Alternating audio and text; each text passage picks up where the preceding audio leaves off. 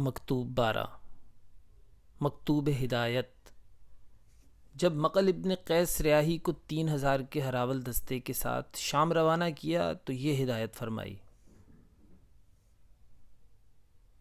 اس اللہ سے ڈرتے رہنا جس کے روبرو پیش ہونا لازمی ہے اور جس کے علاوہ تمہارے لیے کوئی اور آخری منزل نہیں۔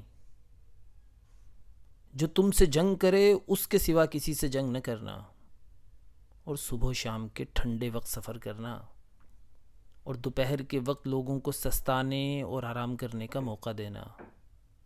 آہستہ چلنا اور شروع رات میں سفر نہ کرنا، کیونکہ اللہ نے رات سکون کے لیے بنائی ہے اور اسے قیام کرنے کے لیے رکھا ہے، نہ کہ سفر و راہ پیمائی کے لیے۔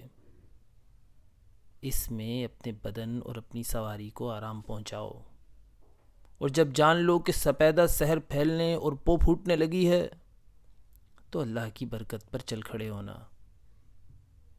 جب دشمن کا سامنا ہو تو اپنے ساتھیوں کے درمیان ٹھہرو، اور دیکھو دشمن کے اتنے قریب نہ پہنچ جاؤ کہ جیسے کوئی جنگ چھڑنا ہی چاہتا ہے، اور نہ اتنے دور ہٹ کر رہو جیسے کوئی لڑائی سے خوفزدہ ہو، اس وقت تک کہ جب تک میرا حکم تم تک پہنچے۔